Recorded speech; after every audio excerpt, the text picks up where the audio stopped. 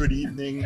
It is Thursday, September 14th, 2023 at 6:15 p.m. and I'm going to call to order the Freetown Board of Selectmen meeting. This meeting is being recorded and will be available on our town's YouTube page. It is also available by Zoom. So with that being said, I have to read the governor's orders. This meeting will be available for in-person attendance and on Zoom. On March 29th, 2023, Governor Healy signed into law Chapter 2 of the Acts of 2023, which among other things extends the expiration of the provision pertaining to open meeting laws to March 31st, 2025. Specifically, this extension allows public bodies to continue holding meetings remotely without a quorum of the public body physically present at a meeting location and to provide adequate alternative access to remote meetings. This meeting of the Freetown Board of Selectmen will be conducted in person as well as via remote participation to the greatest extent possible. Specific information and general guidelines for remote participation by members of the public can be found on the Freetown's website, freetownma.gov.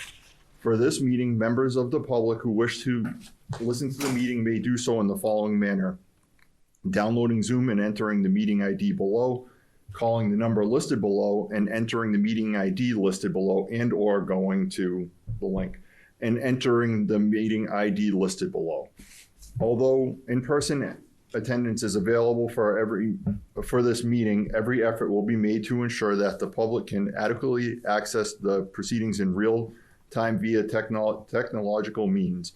In the event that we are unable to do so despite best efforts, we will post the town's website and YouTube channel an audio or video recording transcript or other comprehensive record of proceedings as soon as possible after the meeting. So thank you. So we're just going to have a couple agenda items first before we start our other discussion. So agenda item number 1, discussion and vote on whether to approve and not release the executive session minutes from 9/5/2023. Looking over, nothing's wrong with them. So with that, I will entertain a motion to approve but not release the executive session minutes for 9/5/2023. Motion made. I will second it. All those in favor? Aye. Aye. Selectman Lopes? Yes. Selectman Zager? Yes. Can you get out? Agenda item number 2, discussion and vote on whether to approve the request to use Hathaway Park by Piping Systems for a trunk or treat event on 10/28, You come towards me. 2023 from 11 a.m. To 2 p.m. So I believe we have a gentleman here that, in regards to it, I'm not sure if he has anything he wants to say about it, but. I requested that our upper management team come up with some ideas to get more involved in our local community. Mhm. This is one of the ideas that they came up with, so. And I think it's a great idea, so thank you. We love participation from people in town and around town, so thank you for, as a business owner, for doing that. It looks like everything's been signed off by everyone, so I don't know. Well, in case anybody's watching, they may be wondering, can they participate? Or is this a private event? This is yours. Oh, absolutely, we're gonna open it up to, we're hoping that the whole town, whoever wants to be involved will be involved, so. And how would they get a hold of you? You want us to go to the town to get a hold of you, or is there? I can give my office number, they can contact the office and deal directly with our front office to Perfect. Thank you. arrange. Thank you. Really do appreciate you doing that. So with that, I will entertain a motion to approve the request for Hathaway Park by Piping Systems for a trunk or treat event on 10/28/2023 from 11 a.m. to 2 p.m. Motion made. Second, all those in favor? Aye. Aye. Selectman Lopes? Yes. Selectman Zager? Yes. All right. Agenda item number 3, discussion and vote on whether to approve utilizing $75,000 of Bristol County ARPA funds for the radio communications project. As many people know, and some don't, that we've had some issues with some of the equipment that was going to be used at the tower, and it came in at a different price. So that, this is the money that part of the money we want to allocate to using it, right? So, the chief has anything he wants to add, but we're looking forward to the upgrades. How we can increase the safety and our radio quality out there in our line of work. So we look forward to this. for those of you at home, it's the equipment we're going to receive was used or installed in another town, similar in size and scope to ours, and it was quickly discovered that that radio system or equipment wouldn't be a great fit for Freetown. In fact, they've replaced it as well. So this is us being proactive. Of course, as things are bought today versus yesterday, a little bit more expensive. So again, we're using the American Rescue Act plan for the money to pay for this. All right, so with that, I'll entertain a motion that we use we approve utilizing $75,000 of Bristol County ARPA funds for the radio communications project. Motion made? I will second. All those in favor? Aye. Aye. Selectman Lopes? Yes. Selectman Zager? Yes. All right, agenda item number 4, discussion and vote on awarding the bid for pavement milling and overlay project for Water Street. So there was 6 bids, I believe I saw. Sounds all right. It was a handful. Yeah, so, and Daniels Asphalt came in at the lowest bid. Just get some. Carlos wants this one. That's the bids. There we go. Thank you. I appreciate it. That's faster. With a lowest bid of $90,832.15. So, and everything's checked out for them, right? That we needed to, so. They're having trouble hearing down here. They're having trouble hearing. All right, I'm sorry, I can be soft-spoken, so I'm gonna pull the microphone a little closer to me and I'll try and speak up a little bit. That's a good idea. So with that, I will entertain a motion to award the bid for paving, milling, and overlay project for Water Street to Daniels Asphalt Surface. Motion made? I will second it. All those in favor? Aye. Aye. Selectman Lopes? Yes. Selectman Zager? Yes. All right, so agenda item number 5, discussion and vote on whether to approve the contract between the town of Freetown and Daniels Asphalt Surface Incorporated for the paving, milling, and overlay project for Water Street. So, I mean, everything, we said already that everything's checked out. Everything, so we're good. So, yeah, with that, you don't have any questions, concerns, right? It's straightforward. Yeah, all right. So with that, I will entertain a motion to approve Daniel Asphalt Surface Incorporated for the paving, milling, and overlay project for Water Street. Motion made? I will second it. All those in favor? Aye. Aye. Selectman Lopes? Yes. Selectman Zager? Yes. All right. Yeah. All right, Personnel Board. Now, item agenda 6, acknowledge the resignation of Susan Mello as Senior Clerk, Town Clerk, effective 8/28/2023. Thank you, Susan, for your time at Town Hall. Item agenda 7, discussion and vote whether to approve the following appointments. A, Sean Loringer, sorry, Sean, if that's not the way you say it, as Zoning Board of Appeals, Associate Member, effective 9/14/2023 through 6/30/2024. And B, Gabrielle Almeida and Shalyn Rodriguez as health inspectors on behalf of the South Coast Public Health Collaborative, effective September 6, 2023 through 6/30/2024. After reviewing these are standard. The first one is a new associate member for the Zoning Board of Appeals, which has been brought to us by the Zoning Board, which is great. And then, of course, Gabrielle and Shalyn as part of the Board of Health Collaborative with other towns in the area. So both win-wins. Any questions, concerns? No. I mean, I guess we should probably make it known that the health inspectors do that collaborative doesn't come at cost to the town. So we're not bringing in 2 additional employees. This is something that's a collaborative where we can team up with other towns and like towns that can pull on each other. So yeah, that's all I have. No, it's great information. Thank you. I entertain the motion to approve the 2 appointments, A and B, on tonight's agenda 7.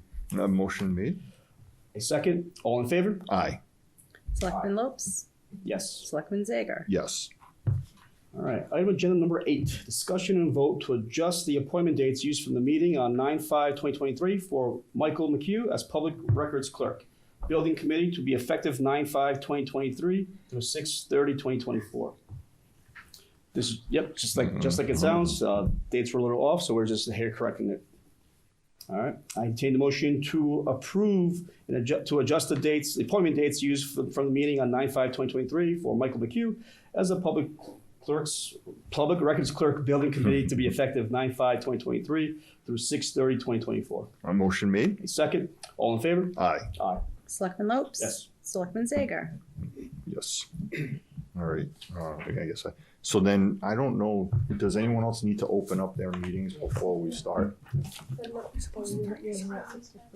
Oh, we have the 3 minutes. 3 minutes. Okay. I am calling to order the meeting for the Freetown Historical Commission. And the meeting is a joint meeting with Freetown Planning Board and the Board of Selectmen. And I have a quorum, and I'd like to introduce members of the Historic Commission. Way at the end is Jackie Petrowski, and next is O.C. Malio, Travis Bowie, Stephen Chandler, and James Resendes over next to our chief, and I'm Mary Resendes Brown. We're at right now, that's it. And we are here to listen to the presentation from Environmental Partners on options for the Assonet Four Corners, which is in the center of the Assonet Village Historic District.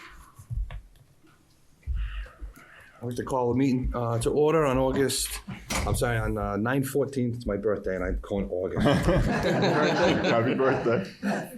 See, you can put anything in front of me, I'll read it. September 14th, 2023, joint meeting with the Freetown Selectmen, the Historic Commission. Let the minutes reflect all members here that are present.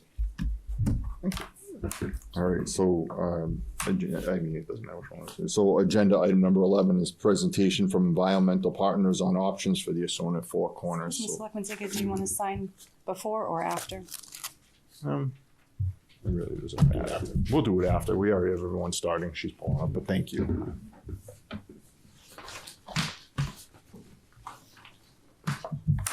So I do need to clarify one thing. I apologize before she gets started that, so people know that we're not making any decisions tonight. This is more of an informative, right, where we can all talk back and forth. And then if, there's things that come up tonight that need to go back to Environmental Partners for changes or whatever, we give them that option. But we just don't want people to think that this is something that's going to be decided and locked in on tonight. So thank you. With that, apologize. Great, thanks so much. My name's Margot Schoenfelder. I'm a project manager with Environmental Partners. I'm also joined by Jim Fitzgerald, who's joining remotely. He's the director of transportation at Environmental Partners, and he'll chime in as needed during the Q&A portion of this. So I have a few slides about the existing conditions at the intersection, some background information about the project, what's been done so far. I'll spend some time going over the 4 conceptual designs that we've come up with, and then talk through potential next steps based on feedback received. So what are we looking to address with the changes at the intersection? The main goal and the most important goal is addressing the safety deficiencies. I think we've all seen near misses. They're not able to hear for some reason on Zoom. Sorry. Let me see if we can troubleshoot that.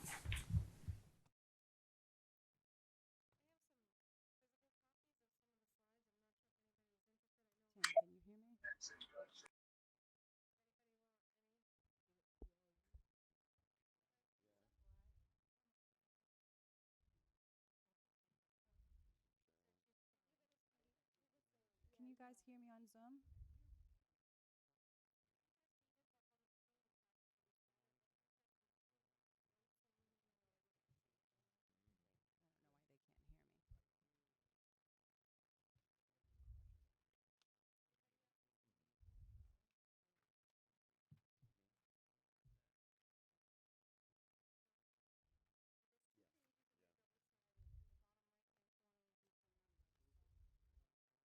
Amy, can you hear me? I don't know why they can't hear us. There's something not right in the control room. Can you please take yourself off mute?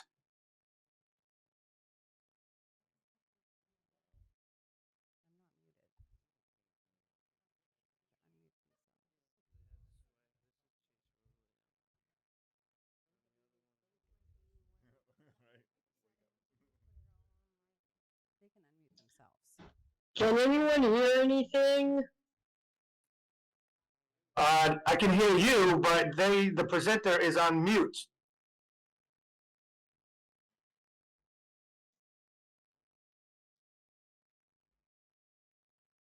Jim, can you How do we fix that? fix this?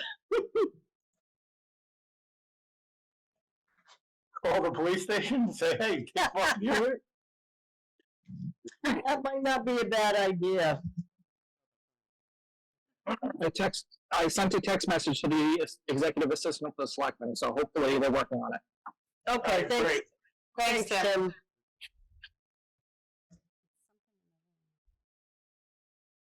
Luna, get up. No, not at all.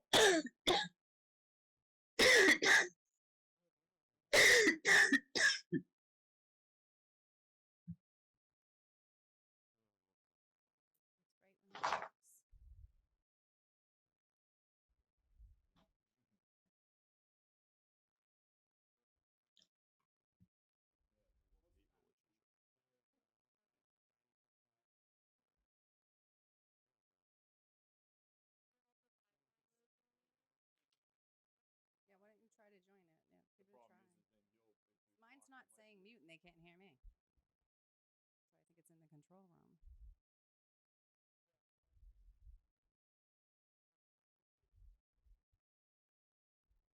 Can you guys hear me at all on Zoom? They can't hear me. Sound on the Zoom meeting is not. Still no sound, Tim.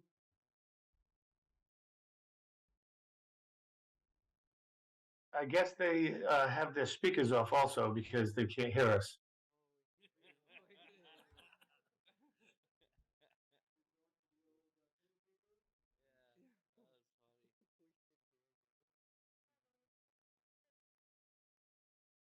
Can you hear me now?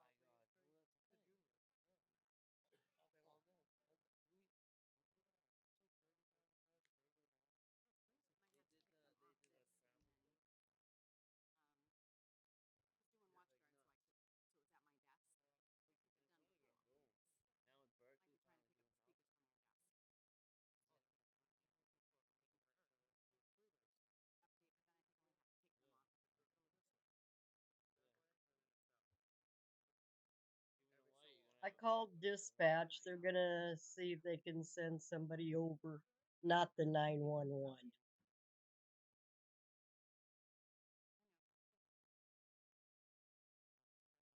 You know, I was kind of joking, but sometimes you need to call the cops.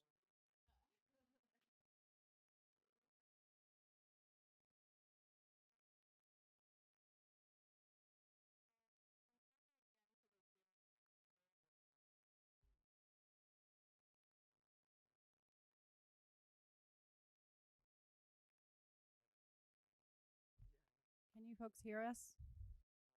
I don't even hear me above.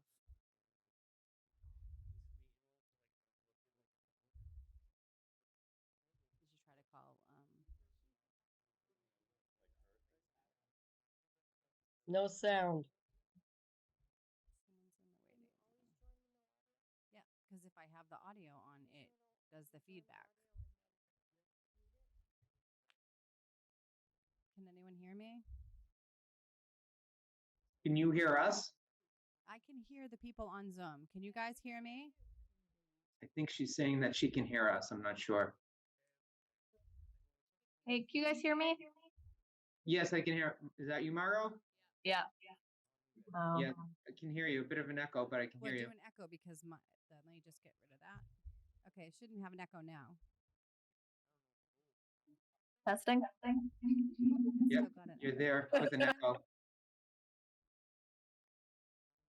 I have to take the speakers off my computer because you're using the microphone that's in front of you, not the one on your computer. So try to turn the volume off your computer.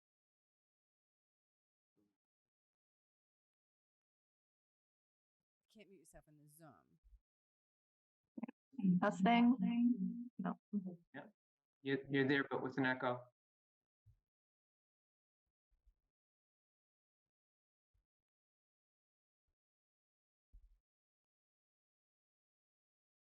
What if you turn the microphone, that green, push that off now, and then now try. Testing. Same. It's reverberating somehow. We can hear you. The reason why there's an echo is because the computer is picking up the sound. The presenter is picking up that sound. So there's two people in a room. That's why the echo happens. But on the bottom left-hand side, there's a mute button or unmute button that needs to be clicked on.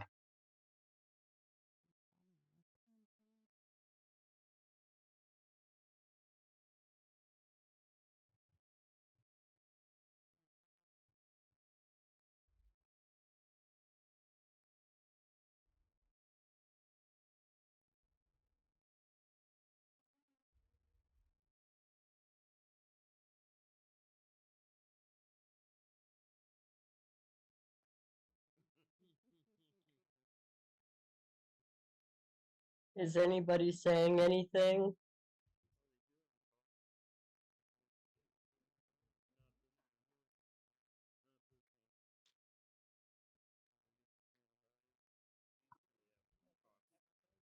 We can hear something.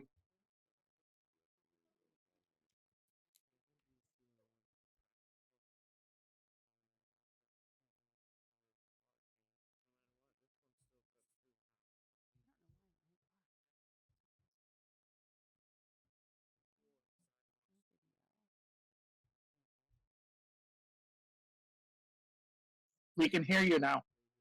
You can hear me, Tim? We can hear people talk. We Yes, can hear- Luann, I can hear you.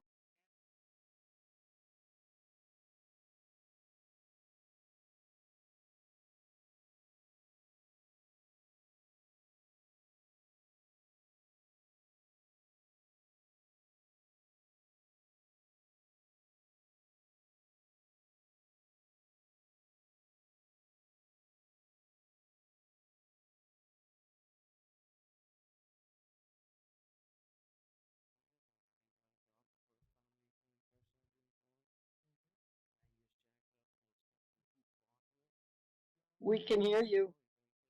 Hey, everybody else that's not a speaker, can you please mute? Everybody else that's not a speaker, please mute.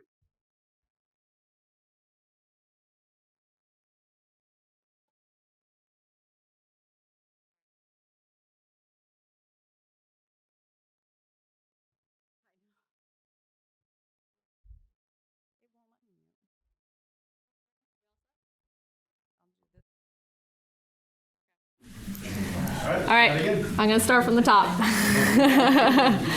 Okay, so I'm gonna spend a few minutes talking about the Four Corners intersection, the project background, the goals of the project, existing conditions, and then go over the 4 conceptual designs that we've come up with and next steps based on the feedback we received tonight and future engagement efforts. So goals of the project, first and foremost, are to address the safety deficiencies at the intersection. I think we've all seen near misses and close calls with people going through the intersection, trying to turn. It's just a bit of a mess. Hand in hand with that, I know a lot of you don't find the intersection confusing because you use it every day, but as someone who doesn't use it on a frequent basis, it is confusing given that the traffic control is not normal and not what you expect when you're coming to a 4-way intersection. Also, we're looking to improve the pedestrian accommodations, both making them continuous and accessible throughout the project limits and having crosswalks that are in convenient locations so people use them. And finally, we would look to address the intersection delay, which is only expected to get worse when the MBTA station is put in. So just going through existing conditions, these traffic counts are for 1 hour during the PM peak. They were taken in April of 2022 as part of the SERPID study, which I'll talk about in a subsequent slide. But what it shows is that the main movement through the intersection, or main movements, are coming up South Main Street and making a right on Elm Street, and then vice versa, coming down Elm Street and making a left onto South Main. But what's also of note is that the amount of traffic that is going up South Main Street and going through the intersection to North Main Street isn't negligible. It's still 100 vehicles per hour. So those that are coming down Elm Street and expecting to just make a left easily often encounter cars that are going through the intersection. It just causes a frequent conflict. Then in terms of the other 2 legs coming down North Main Street, it's about 50-50 people going left onto Elm and going south down to South Main Street. And then there's negligible traffic coming from Water Street. In terms of the safety deficiencies at the site, as I mentioned, the traffic control in the existing condition isn't what you would expect when you're coming up to the intersection. It's 2-way stop control, but the 2 directions that are under stop control aren't opposing each other. It's North Main Street and Water Street, so they're catty corner instead of North Main Street and South Main Street, as it would typically be. Then the other 2 directions aren't both free-flowing. We have one that's a yield and one that's free flow. So there are a couple things here that just make it atypical. There is also excess pavement at the intersection, which causes or promotes fast turning speeds, fast through speeds, just driver behavior that we're not looking to encourage. So all of our options, as you see, look to eliminate excess pavement while still accommodating the traffic that we need to accommodate through this intersection. And finally, to top it all off, we have traffic coming over the bridge, moving northbound. That's typically fast moving. And there's also poor sight lines for people that are coming from Elm Street to South Main and seeing that traffic coming northbound. So a couple factors here. And then the existing pedestrian accommodations, you can see the orange dashed lines are formal sidewalks that are existing, and then the white dashed lines are informal pedestrian routes. So really just undefined pavement that people walk on next to the road. You can also see there are 2 existing crosswalks in the area. One is at the intersection. One is not at the intersection. It's at least 100 feet away from where that is. So if you're going down Water Street and trying to get to Elm Street, are you going to go down to that crosswalk, or are you just going to cross at the intersection? So we would look to have crossings for all 4 approaches and have them in a place where people will use them. So some background about what's been done so far. SERPID, which is the Southeastern Regional Planning and Economic Development District, completed a study on the town's behalf, and that was completed in August of last year. And the town had requested that to see what modifications, if any, could be made to improve the safety and operations of the intersection. So as part of that effort, SERPID conducted traffic counts, which, as I mentioned before, were in April of 2022. They looked at crashes that have occurred at the intersection in the past few years. They ran an analysis to see if a traffic signal would be warranted, because MassDOT doesn't allow municipalities, regardless of who owns the intersection, to just install a traffic signal with no warrant. You have to meet certain criteria in order for a signal to be installed. And then they ran traffic analyses for 5 different scenarios, so seeing what the level of service would be under different configurations. They concluded that both a 4-way stop compared to the existing 2-way stop and a traffic signal are both warranted, but that the signal would provide a more efficient traffic operation than the 4-way stop. They also recommended a roundabout, but they said that further investigation would be required to see if that was a viable option. So part of environmental's task was to look further into that roundabout option. So what scenarios did we consider based on the SERPID study results? Just going through the different options. First is 2-way stop control. We did not consider that or recommend that for further advancement because the level of service under 2-way stop control is F, which is not ideal. Similarly, with the 4-way stop control, it's even worse than 2-way stop control. It was F/E. So we didn't recommend that for future further advancement either. So you'll see we don't have any concept designs that have 2-way or 4-way stop control shown. We did look at the traffic signal control option. It has a level of service D or better. We considered 2 different options, one with a turn lane and one without. They have similar levels of service, as I'll show. And then we also looked at a mini roundabout, which is like a roundabout, but it's a little smaller. Given the right-of-way constraints at the intersection, we wanted to propose a concept that was actually viable and wouldn't require substantial right-of-way takings. A few things about the roundabout. It provides the best level of service of all the options considered. It's a level of service B or better. And it also provides the best safety benefits. As I show the roundabout configurations, you'll see that if not only are there fewer potential conflict points between vehicles moving through the intersection, but also if a conflict is to occur, the type of conflict that it is a side swipe, which is less likely to cause an injury or a fatality. So it has a lot of benefits. All right, so now I'm gonna go through the different alternatives we considered. So this is alternative 1. It's a traffic signal that doesn't have any turn lanes. So each approach is 1 lane going in and 1 lane coming out. Just a few things to note here. You'll see within the limits of the actual intersection, we have this hatched area. That is a truck apron, which we use to still accommodate the heavy truck traffic that makes that right turn movement, while still having the visual appearance of a confined intersection. So that truck apron has a mountable curb on the inside of it, so a passenger vehicle wouldn't want to extend into the apron, but a truck that needs to use it will be able to use it. A nice benefit of this option is that it has a small footprint, so we're able to reutilize this space in particular for green space, which would be a great community benefit.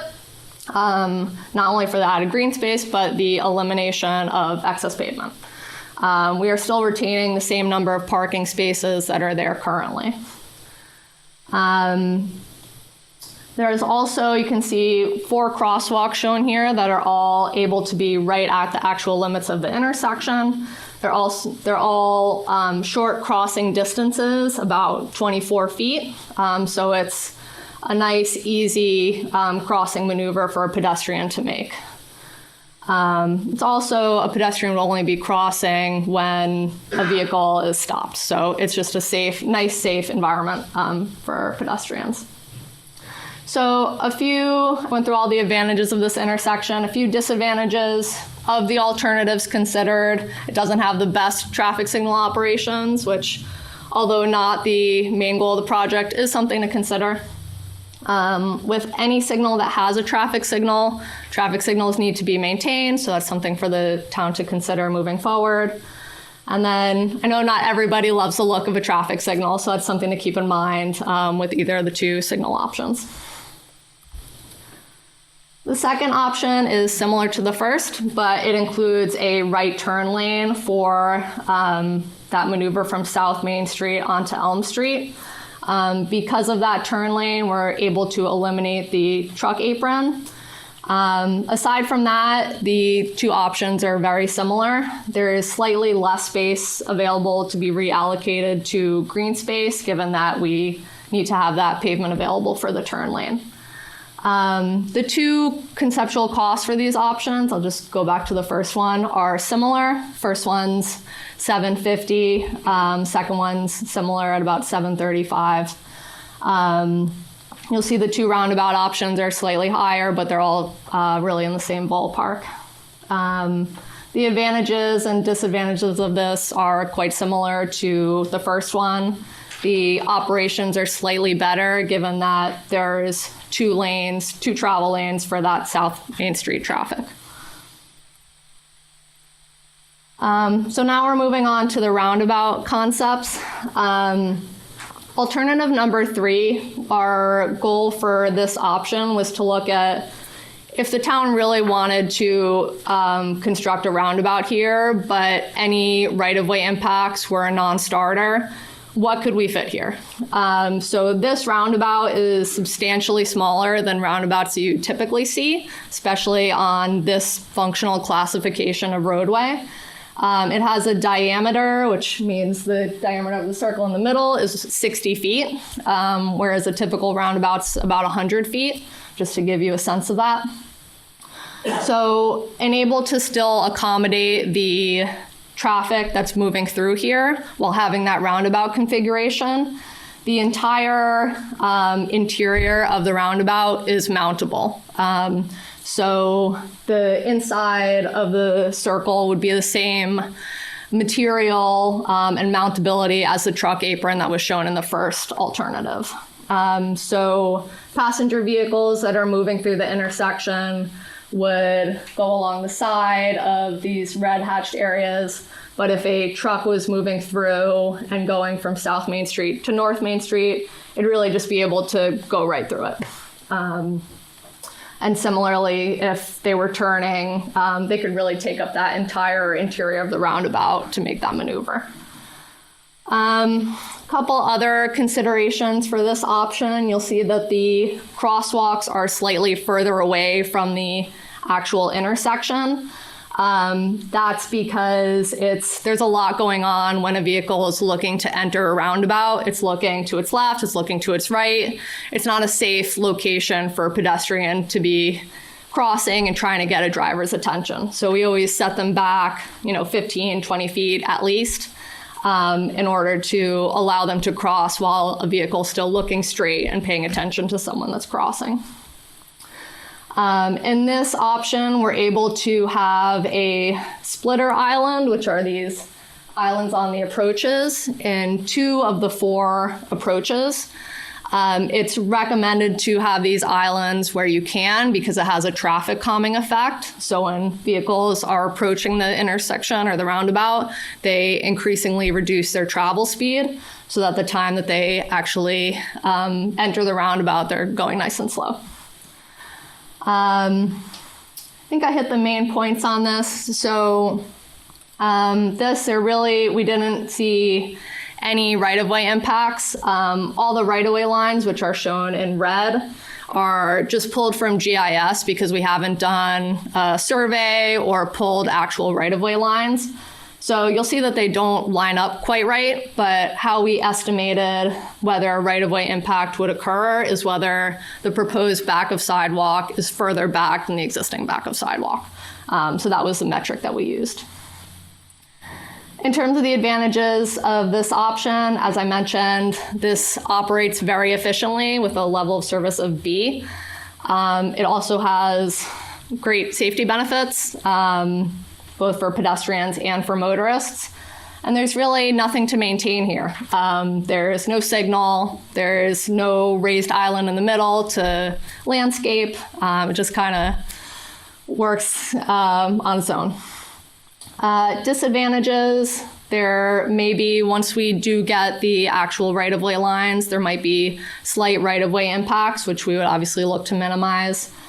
The construction cost is slightly higher. We estimated at $840, and these are all order of magnitude at this point. The crosswalk locations are less convenient for pedestrians, depending on what street they're going to and coming from.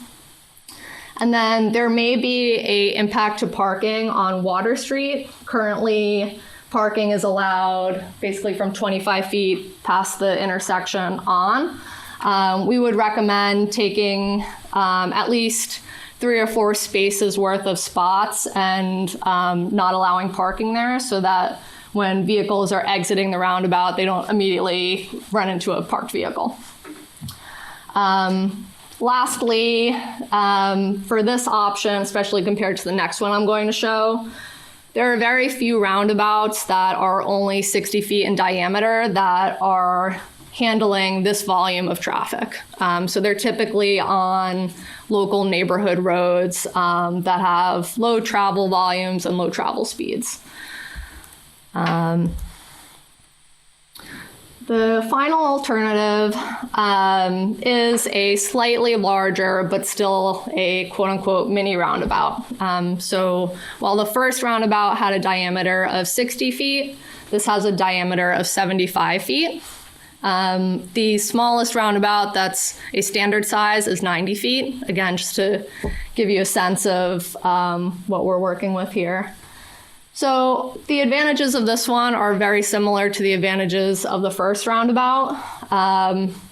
The last advantage is that it's a more typical size for this type of facility. In terms of disadvantages, we do expect this to have right-of-way impacts.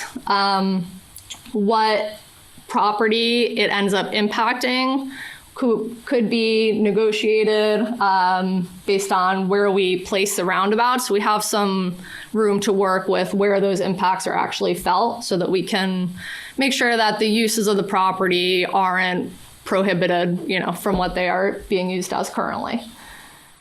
This does have the highest construction cost at about $970 compared to $850 for the smaller roundabout.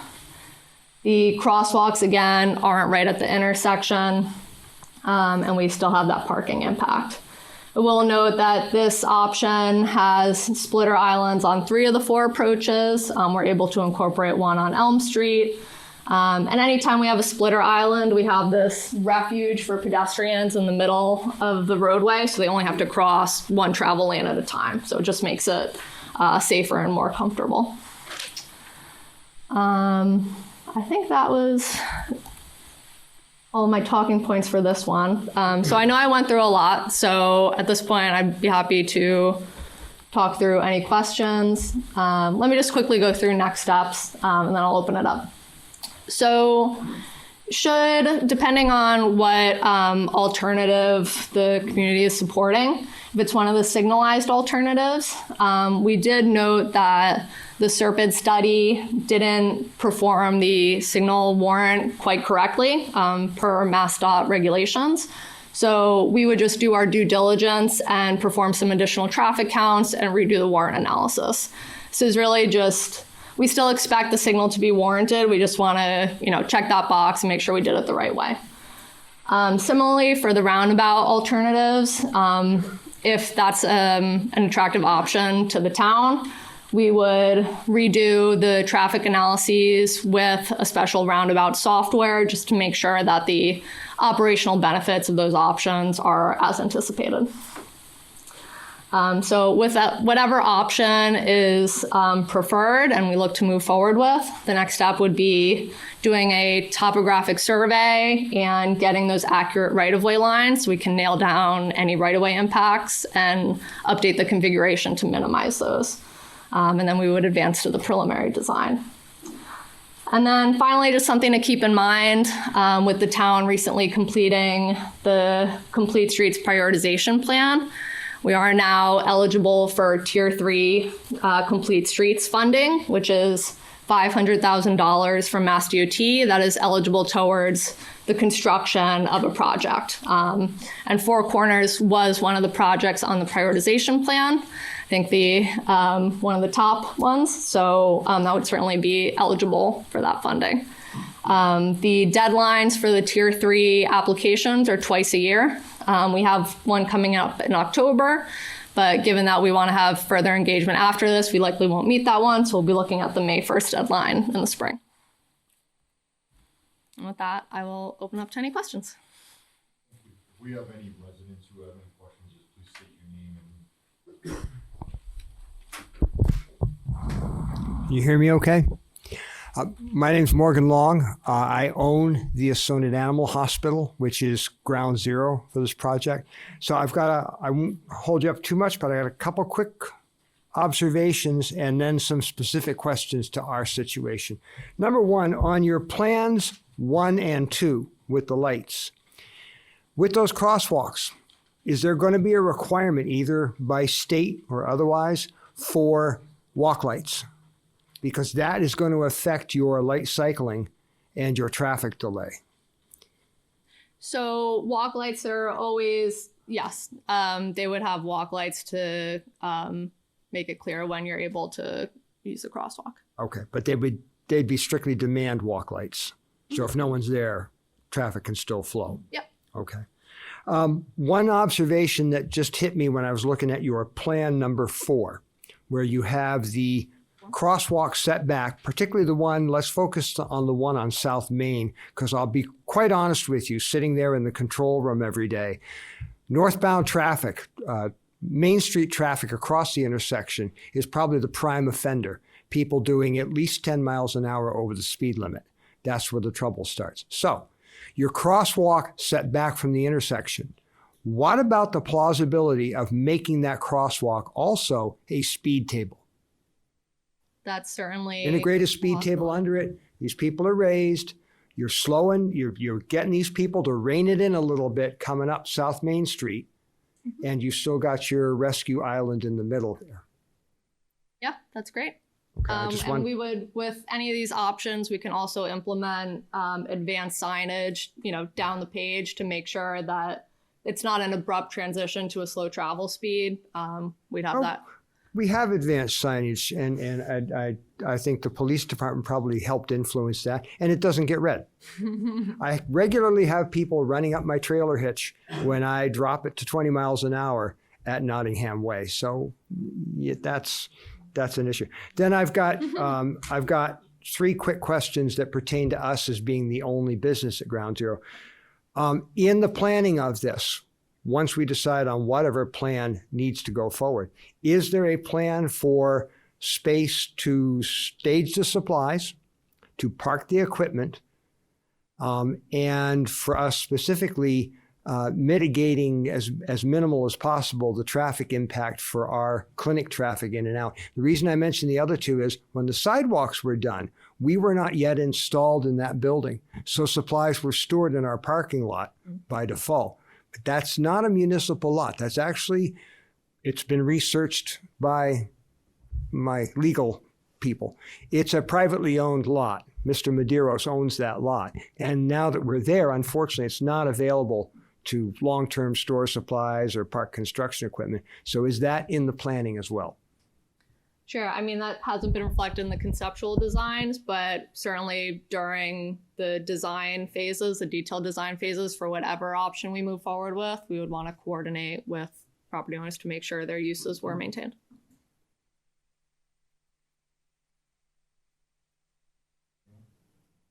Can you review for me how a tractor trailer approaches the intersection coming from north and south? You were saying, because that's not, there's no grass in the rotary there, so they're actually gonna impede a little bit on that? They're gonna. Yep, they can. So the edges of that island in the middle are mountable curb. So it still has that visual indication of a delineated center, but a truck can go on top of it and completely through that island if it needs to. I'm assuming it's like the outskirts of the Freetown rotary roundabout, right, where it's kind of raised up, but it's not. Not an So the abrupt second vertical. one, I guess my question to you was, is because it gets a little bit bigger, does that change elevation towards the center of that one? Can we increase it? Yep, so it's a consistent slope towards the center point. And actually for the larger one, with the vehicle turning movements that we ran, there is the option to have a raised island within a portion of this if that were desired. We didn't do that from a maintenance perspective. So, but yes, we wouldn't expect for the larger alternative for a truck to have to use the entire center. Yeah, and I guess that's why I ask is because the higher up it is the Exactly. more appealing it is for people to want to slow down. Yep. Right? So to realize that what they're supposed to be doing rather than thinking that they can just drive straight Yes. through. Yep. So. Thank you. I have a question. Can you turn your microphone on? Excuse me. Can you just turn your microphone on? Can everybody make sure the microphones are on and try to speak into them? I'm not a resident, but my mother-in-law lived at. So we just want to make sure that the house is very close. We want to make sure that. Yep. And I appreciate your presentation. For a different comment. I don't see a good option here, because I think you're coming down North Main Street and the intersection is a problem. Right, anybody who's driven through it. Knows that, you know, I lived for a little bit at 1L. So I understand that the rotary seems like I have a question about whether when the MBTA are you gonna have to? Right. Yeah. So there's gonna be more traffic flow once that goes in. So you're gonna spend this money. Do you think it makes more sense to do some of the traffic calming that Morgan, that Morgan suggested, and maybe striking it now until we determine whether that's because if you have more traffic coming through here, is there really, I think for Linda and John, we certainly like to know about if there's any impact on the right? But I think, I don't know if you can use that. We would just like to know the impact. Yep. But I, you know, I've always thought that it should be.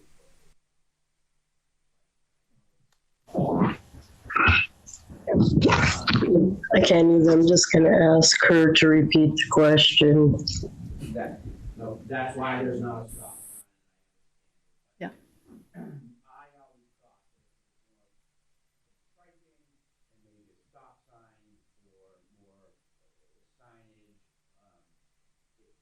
you could manage it that way. Mm-hmm. So I guess you know, what I would say is, can you do that first, and then see what happens with the MBTA? Because if they come in and traffic changes, right? So, and there's a lot more coming from this way or that way, it seems to me that trying that would make sense.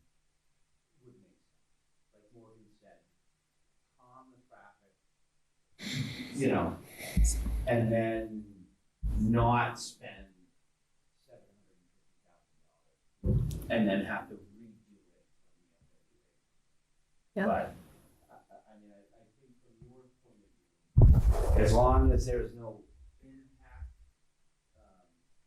to the front of what's One Elm, there's no taking, because there is no taking there. Yeah, it's not much. Oh, it's not working. They're just having a little trouble. Okay.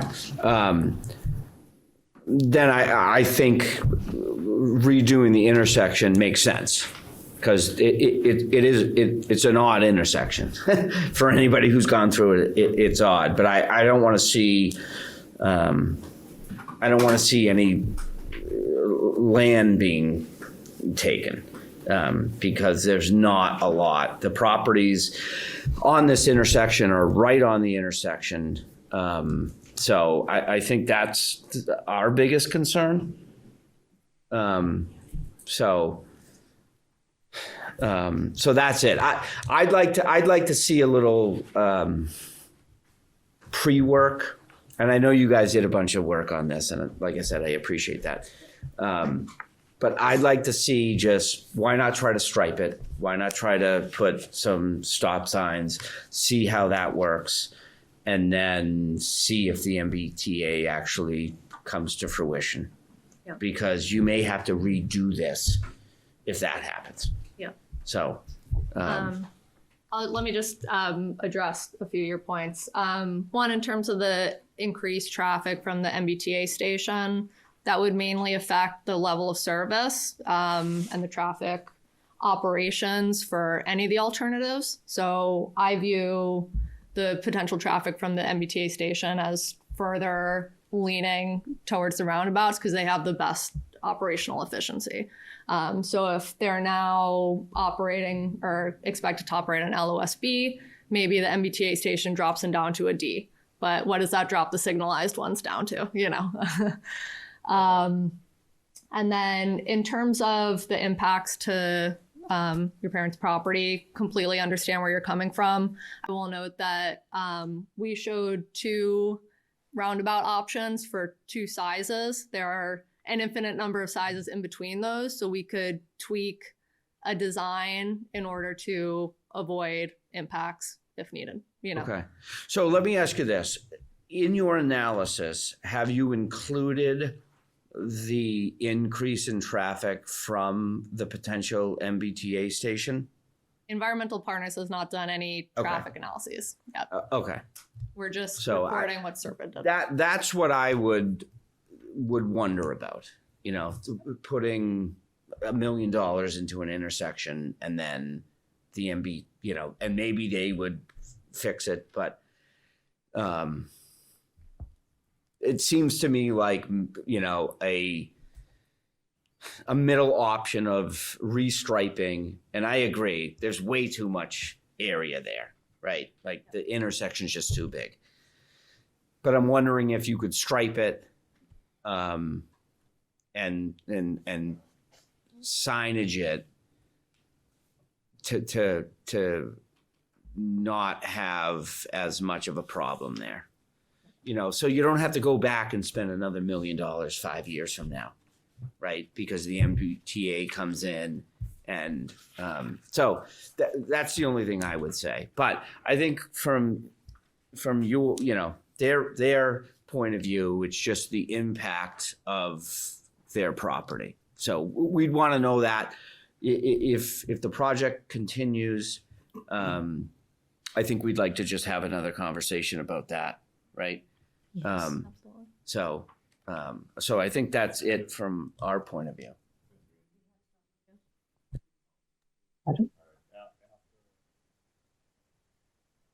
Hello?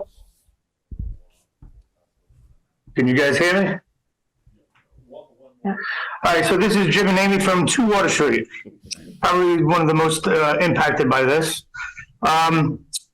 Just watching from my side of the house, the traffic, there's definitely something that needs to be done, get that. But the roundabout thing, my biggest concern is I don't care where you put this, the crosswalks. People come out of there like a bat out of hell, and I'm concerned about pedestrians being hit by cars. I do like the stripes and slowing them down somehow or another, but if they're coming out of the roundabout and somebody's crossing, I don't care if it's 15 feet, 20 feet, they're going even faster. So that's a concern for me for people crossing any which way. I think even though we don't want to see a traffic light in our windows, I think from our perspective, reducing the footprint and having the right of way going to Elm Street from South Main Street and having a traffic light there would probably make the most sense since I watch this every single day. So that's my only comment. Do you have any comments on that? No, I would say that whatever we do, we have to slow the speed of people that come through that intersection. Number one, the way that people come from South Main up to North Main is they fly. We worry for ourselves, we worry for our dogs. If they ever went out into the street, they would be gone. And there's no reason to drive that fast through the center of the village. So from our perspective, a traffic light, although, no one wants to see that blinking in my living room window, may be the option that best slows people down and protects the pedestrians in that intersection, because they're going to have signals and not just crosswalks. Unfortunately, drivers don't respect crosswalks the way that they need to. So, again, it's probably not exactly what we will want to have in our front window, but I think we're leaning towards that being maybe the best option to control the traffic and protect the people that walk throughout that neighborhood, ourselves included.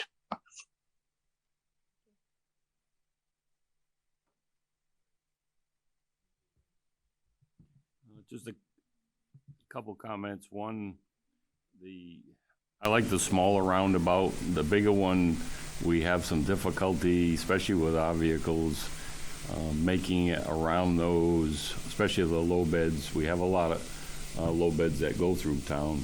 They can't make it over those increased elevations without scraping bottom. We have to get up on a curb and then a raised island. The bigger the island gets, the higher the center point. And as we're going to be limited going up from South Main to North Main and coming down, there's no way low beds are going to make this intersection. The smaller the roundabout, we'll be able to go across as we need to and make it. We've got at most 4 inches of clearance underneath low beds. So that would, you've got a lip. We go around Mason Corner, okay. That's only got like a 3-inch lip and then a small rise. That one seems to be fine, but the bigger the circle, the worse it gets. To ruin the aesthetics of the center of town by taking people's property and making a big roundabout, to me, would ruin the Four Corners on the historical side. I think a set of lights would also ruin what we have in the center of Arizona. And I think the roundabout, not everybody liked the one going in at Mason Corner, but I think for the most part it does a good job at moving traffic at a reasonable speed and getting them around it. As far as the cost, I don't think we should really consider whether it's $600,000, $700,000 or $1 million. I think we need to fix it right. I believe also they talk about the MBTA, which is all built, supposed to be running in November or December, but they only have parking for 175 to 200 cars. That's the most vehicles they can put on that site.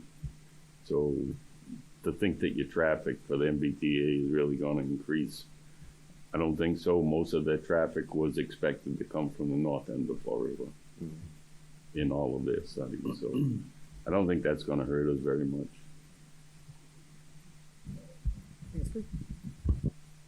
How big is that rotary at Mason Corner? Do we know what the radius is? I'm curious to compare my.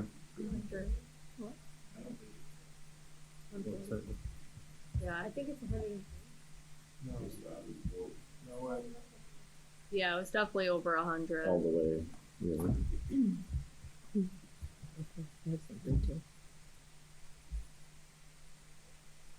Yeah.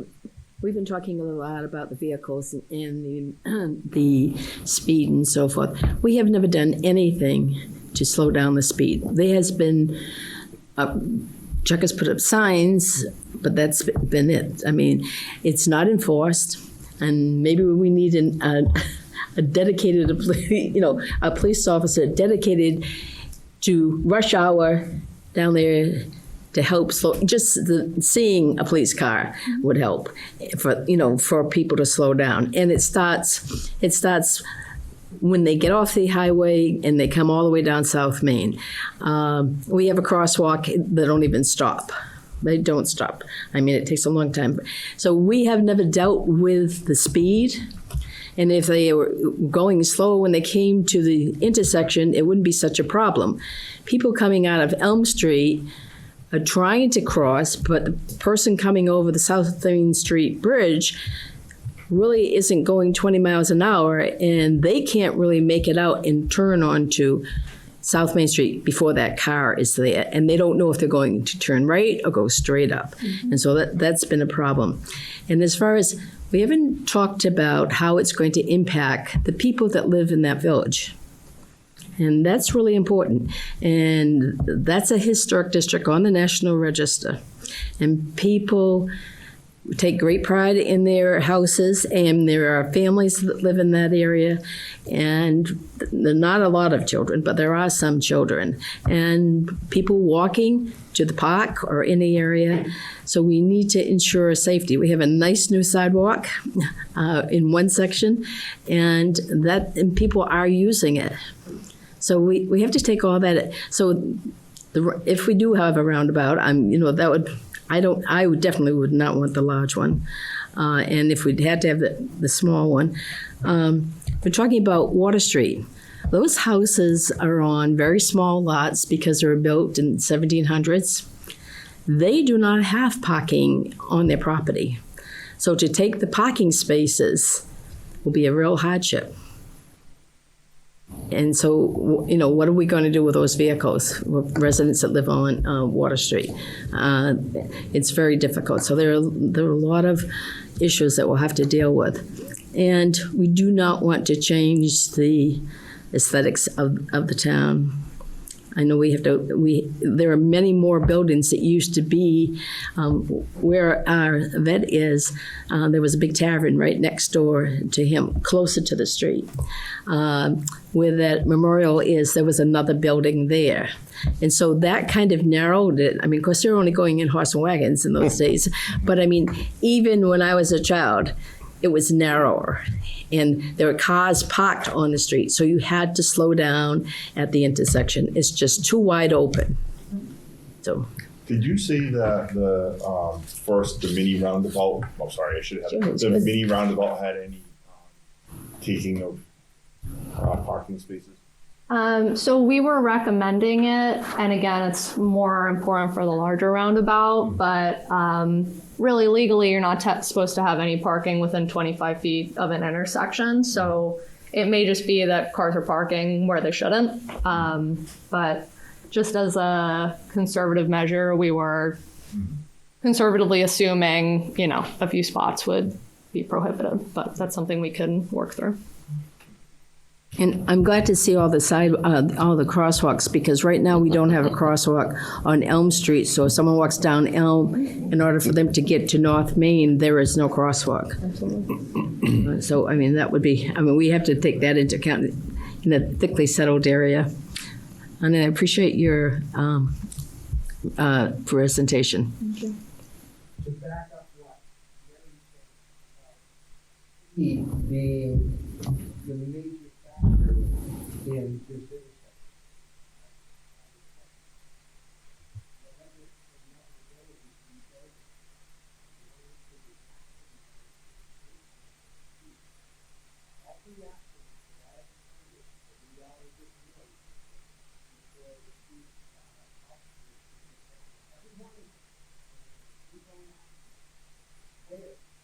The driver hit coming off Elm has complied. I looked out the window and watched each one. Has complied with the current traffic control. Northbound gets on top of them well before they've got a simple math. Well before they've had enough time to cross that line. Yes, probably they're yielding too far back. They're set up. People think they have to yield back. Where actually they need to yield out when they can see.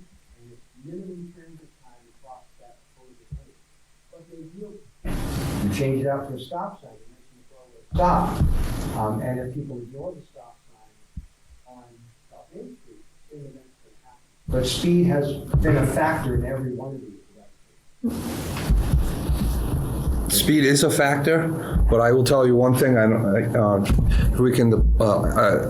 Yielding is a major factor in these intersections. It's because most people, if you took a survey, don't know how a yield works. Exactly. People think a yield means go slow through the intersection. It does not mean. And a yield means you stop at that intersection. You have to wait for the people. Even if people are driving quickly, you still have to wait for them. It's the yield. I'm going 5-10 miles an hour through the yield, and I'm hitting that section. Then people are sliding through at a faster speed.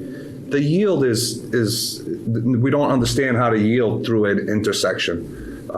Maybe it should be a stop. You have to stop when you hit a yield. And I see them all the time. They're 5-10 miles an hour. They just slowly go through and right through. Because I can tell you exactly how long it should take to go from the start of the bridge to the middle of our front doors. It's exactly 15 seconds.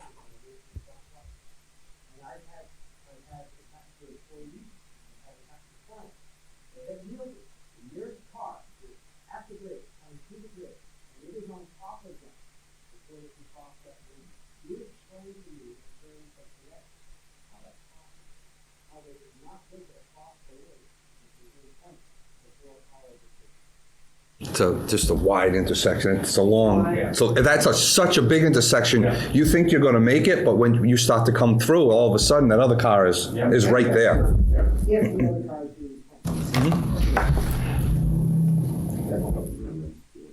of course. Thank you for the presentation. It's great. Appreciate it. So I work for the town, as most of you know, and I work in the town hall. My office is right on the corner, so I see this intersection. And I live on Bullock Road, so I come down and turn onto Elm Street. I come down South Main Street and go to work. I'm always through this intersection actually multiple times a day. I will absolutely back up the need to slow people down. It's insane because I come down South Main Street and the old stone bridge and it's 20 miles an hour. So you slow down 20 miles an hour and you don't go into the opposite lane, you get around like a good driver should.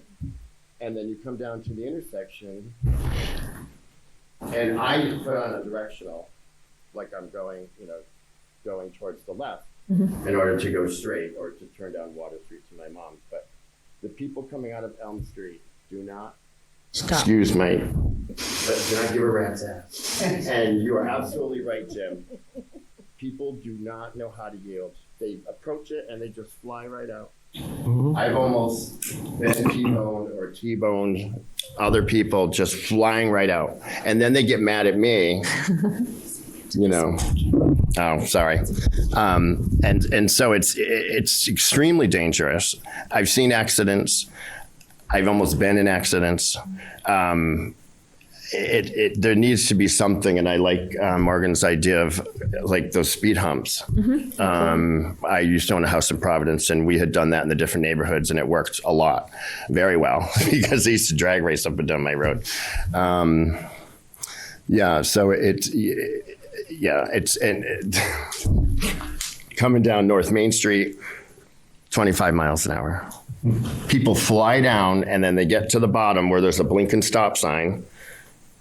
And some of them still go right through it because they're not paying attention, and they don't care.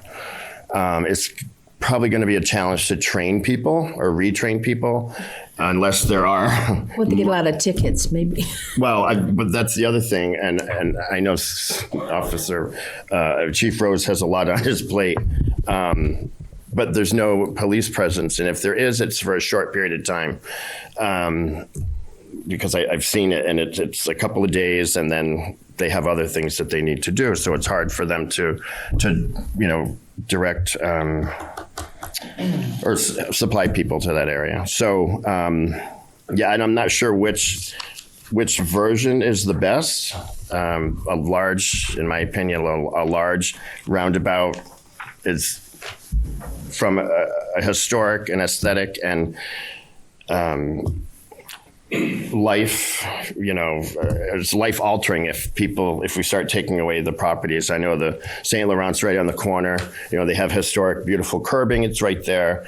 And they're right there. John and Linda, their house would get eaten away. Or their property rather would get eaten away. And like to Jim's point, they have trucks that they need to move through the intersection, and it just would not.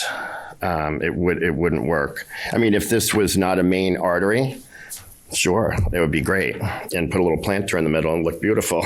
But Understood. Yeah, I'm not sure which version is the correct version. I just know that from all four directions, it needs to be calmed and tamed, and people need to be made to understand that it's not a free-for-all. Whichever way that needs to happen. So anyway, that's it for me. With a question, Jim?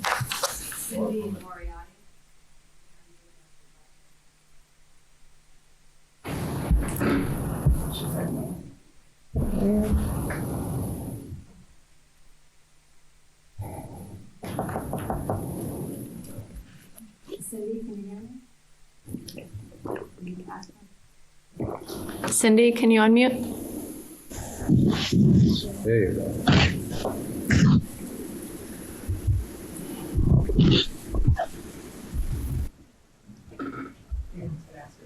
I'm sorry. Is anybody, I'm sorry, we can't really hear. If anybody's asking us to unmute. We were just asking if Cindy had a question. Oh, okay, okay. I actually have a question, if you don't, not a question, but a response. Go ahead, Jim. I'm good. Okay, great. Thank you. So my name is Jim Fitzgerald. I'm the Director of Transportation with Environmental Partners. I'm so sorry I couldn't be there tonight in person, just had conflicts. But I just wanted to add my 2 cents on the conversation having to do with trying to figure out, what is the best fit for this location. And really, it really comes down to trade-offs. One thing I heard a lot, or heard mostly in and out of connections, was the topic of speed. And I just want to make sure that it's very clear that a roundabout is a traffic calming device, and it calms the traffic speeds. The travel speeds entering into the roundabout in an ideal scenario really restricts the movement by the motorists. So they truly have to travel at a very slow speed as they enter into the circle. Otherwise, they would hit the splitter island or the truck apron. And so that's kind of the nice thing about a roundabout. Unlike traffic signals where, traffic signals are completely the opposite of traffic calming, right? If you are traveling down the hill and you see a yellow light, most vehicles will accelerate to try to make that light. It's a very different experience, and certainly not one that's going to slow down cars.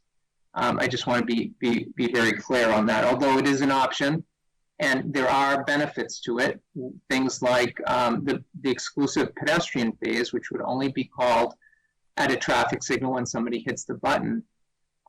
So that is a plus of a traffic signal. But I do want to say for a roundabout, on the other hand, the crossing opportunities is such that it allows the pedestrian to cross from the sidewalk to the splitter island only one lane of traffic at a time, one direction of traffic at a time in a traditional roundabout. Now, this location is not traditional in that we're trying to squeeze something in a really confined spot. So it's about, if the roundabout option were to be advanced, it's about trying to maximize that space. But with vehicles driving at a slower speed and pedestrians crossing only one lane of traffic at a time, it is considered very safe for pedestrians. And that again, one of the benefits of a roundabout. When it comes to the property element, yes, the larger roundabout, the larger mini roundabout, would require a little bit of land, but I just want to make sure that, although I fully recognize land is at a premium at this location, and every inch counts, they would be small sliver takings. It's not like we're looking to eliminate too much. It's about minimizing. And as Margot had pointed out before, there can be variations on what the circle is as far as the exact size and position of the circle that would need to be worked out if that were something that the town would be interested in. Now, conversely, with the traffic signals, yes, they are ugly. I mean, they are less aesthetically pleasing than having no signals. But there are options for ornamental traffic signals. They're more costly, but that is an option to try to disguise the traffic signal equipment a little bit. Having the black fluted with the brass ball at the top. I mean, there are different styles to choose from. The more elaborate, obviously, the more costly. But that might be a way to disguise, if you will, the traffic signal appearance.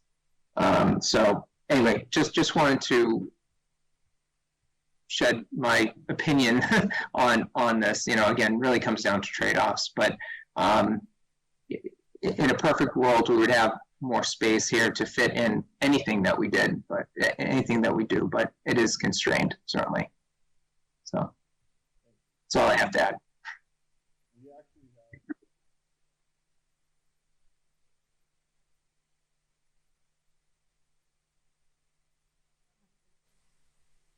Yeah. Jim, do you want to answer that one? Sure, but could you repeat it? I didn't hear a word of it. Sorry. How long construction would be for the roundabout? Could you switch microphones? I'm sorry. I still can't hear a word. Jim, estimated construction duration for a roundabout. Oh, okay. If this were done by the town, say it was funded using Complete Streets funding, the $500,000 that Margaret had spoken about earlier, in combination with additional town funds, I would anticipate it being one construction season, which typically falls from April till November. But I would anticipate it would be done within that duration would be adequate. The wild card, quite honestly, would be the utilities. And if we are hitting a utility pole or two, for instance, on the northwest corner, that could alter the duration, but we would likely want to get those utility relocations done before any construction advanced anyways, so that we're not waiting for the utility companies to move those poles. Jared, Thank you.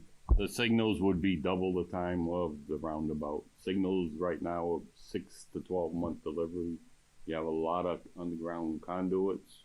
So you have a lot of construction putting pipes across. If you're just repaving and reshaping this and redoing the sidewalks, it's a much shorter time cycle. Absolutely. And with those traffic signals, typically, you would want to avoid starting construction until the signal equipment was well on its way of being fabricated, certainly, because of that delay. It's just gotten worse over the years. And thank you. I appreciate that. One of the other things that I suppose we'll be looking into is if a mini roundabout, right now you have one business and 2 households. The the property on the corner of South Main and Water Street has actually been proposed to the town to go for sale. So I don't know if there's a way to shift it in that direction so that we're not taking away from homeowners, because I wouldn't want it taken away from me. I completely agree, to shift it into that lot more so over. I don't know, it's just thoughts, because I don't know if it works as far as how traffic flow goes, but I would hope that if we were able to shift it in a direction, it would be that. Yep. So you'll see for the smaller of the mini roundabouts, we kept it centered on the existing intersection because we didn't anticipate any impacts on any corner. For the larger roundabout, you'll see there are the largest impacts on that corner that we knew was vacant for that very reason. So if we did end up with something in the middle of these two, we could kind of pull it to that corner to orient it there. Jared, I'd like to just make one more comment on, we definitely need to try to slow the people down, but a speed bump in the middle of a main road doesn't work. It's, especially with neighbors that have to listen to the trucks banging over those speed bumps every time they go over them. And I don't care if it's 5 miles an hour or 10, they're gonna bang. And I wouldn't wanna live next to them, have to listen to that in the main road. And again, the heights and the clearance that a lot of trucks have, the low beds and whatnot, they can't get over a speed bump in the main road. I get to hear them bang over our curb all the time. Yeah. I've learned how to listen to heartbeats passing. I will say, speed bumps and speed tables could be set at any slope to be more or less gradual. I agree, it's good to have some traffic calming device before you hit that, so it's not that abrupt vertical transition, but agree. Yeah, they could, before they hit the bridge, it would be good to have one, so they don't hit the bridge like they've been doing. I have another question. How would this impact plowing and the highway department for their regular maintenance and? No issues. No issues? Everybody talks and the key answer is going right back to the roundabout, whether it's the big one or the little one or the little one. Yeah. And as far as aesthetics, just look at the roundabout in East Freetown. We maintain it. It's on the state, but we maintain it. You can't tell me that's not way better looking than a big ugly triangle in the middle of 4 corners. Like they said, whether it's 60 feet or 90 feet or 65 feet, whatever it may be. Trucks go around Mason Road all the time. I mean, I live, 200 yards away from it? The pedestrians for the crosswalks, never an issue. There's never an issue. Crash data, and Scott would have the crash data. I don't think there's any issues, and whatever accidents they do have are minor, because like you said, it's more of a side swipe. It's not a T-bone, it's not a head-on. Right. And traffic controlling, they're designed, I believe, 15 miles an hour. So anybody that's entering that isn't going any more than 15 miles an hour.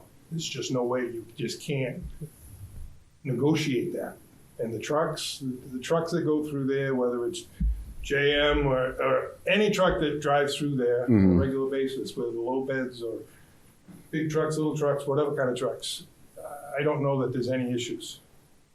I think aesthetically, if you could have a little bit of an island in the middle with grass, shrubs, flowers, whatever, I think aesthetically is going to do nothing but benefit the Sona Four Corners. Because what you got there now ain't that great. And what you had there 40 years ago wasn't that great. So I think a roundabout, like I said, I think people are going to get upset. But look at East Freetown. It's so much better than it ever was. And I think aesthetically, it's so much nicer. You don't want traffic lights, because if you get traffic lights and you get heavy traffic coming down 79 towards Elm Street, now you're gonna have issues with people on Elm Street. People are gonna get backed up and you got a fire station there. You got red lights and you got firefighters trying to get to the fire station, or fire trucks trying to get out of the fire station. Where are people gonna go? So you talk common traffic, nothing's gonna calm it more than a roundabout. That's like they said, that's what it's designed for. I don't know how big can fit in there. Of course, nobody wants to take anybody's land, but if you could construct it without taking people's lands, that's a win-win situation. That's my point of view. Yep. No, thanks, Chuck. I appreciate that. Thanks, Chuck. That's a good perspective from your Mm-hmm. end. Anyone else have any questions, concerns, comments? There's nothing on there. All right, so I think we got some good information tonight. You know, we do need to continue to move forward with everyone, and we will, as a town, do our best to keep everyone informed, and all work together to come up with the best solution possible. So I appreciate everyone's time tonight. So, we have to sign some stuff before we can close out our meeting. I don't know if anyone else wants to close out their meeting before I.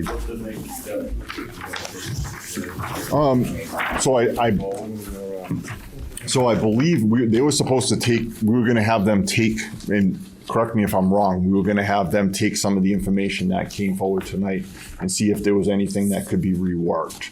I don't know how much information we got tonight that there's anything really design-wise that you'll change. But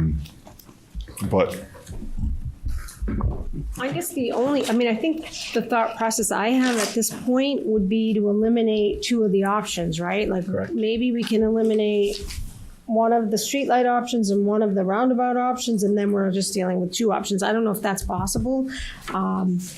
I think that our goal was to make sure that as many people who wanted to have input in this and could engage in this could, so that this isn't a one and done type of a meeting, because people have very strong, varying opinions about the Four Corners for different reasons, different perspectives, and we wanted to recognize that and make sure that everybody that wanted to be heard about this was heard. Oftentimes, people have different perspectives that help us in our design moving forward, things we didn't think about. As you suggested, like, I thought the speed table sounded like a great idea until you mentioned that. And I'm like, oh, yeah, that's right. That is awful. And that would cause a problem. So this is the kind of forum that we need to get all the information so that we do the best that we can do for the town. And so I think we kind of want to continue, and we have the planning board and the historical commission, all very important perspectives and input. So I think we're just going to continue maybe to have some more meetings through each board, and maybe the planning board could meet and recommend to the selectmen. Maybe your board could meet and recommend to the selectmen your thoughts. Like, okay, we like number 4, but we'd like to see more of this or less of that. Maybe you could make those recommendations. Maybe your board can make those recommendations, and we'll certainly listen to everybody and continue to make sure that anybody that wants to be heard can be heard before a final decisions move forward. It'd be nice to see the new counts and make sure that it does include the traffic from the MBTA that's planned. You know, the traffic count numbers were off before. I think it's fairly simple. The MBTA has the numbers. They know what the traffic is going to be through the Four Corners and their increase. And then to make sure that when they go through, whether it's lights or roundabout, that we make sure the level of surface is at least, B or C. We don't want to spend all this stuff and end up with a B or an E. It would be worse than we are now. Did you say that the MBTA has the traffic counts that I could get from them? Yes, they do. Okay, I'll work on that. I see. Good information. Dean can get you anything from any group of people. They've done every single road, and We have a meeting with the MBTA and South Coast Rail on Monday night, the 18th at 7 p.m. If anybody wants to come and discuss that, a presentation. So I will ask her for that, Yeah. if not sooner. A presentation and a question and answer for people that live in town or concerned residents, good, bad, or indifferent, can come in and hopefully ask them questions and get some answers from directly from them. So, thank you. So yeah, so And residents too, our meetings are open, so certainly if you want to come, and they're posted, so. yeah, absolutely. Okay, we'll be looking for recommendations from the board then. Yeah, no, I think valid input. So I don't know if anyone else has to close their meeting out before I mean, we're gonna sign some stuff and then we'll close out our Could I meeting. have a motion to adjourn? Does anyone want to just have any discussion or any? Motion to discussion? Jackie, I think said motion to adjourn, right? Second. All in favor?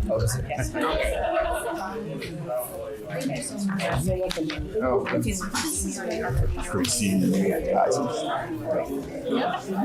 Yeah, absolutely.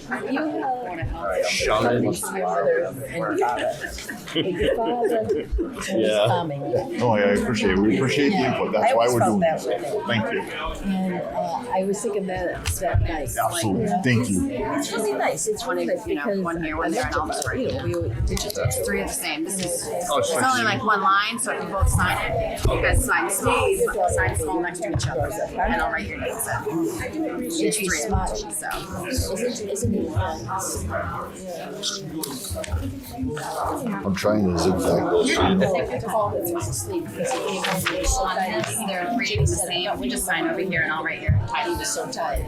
Oh, You know, and it's just, all right. I'm sorry, I thought you meant three in there. first one, Richard had surgery first. The first one.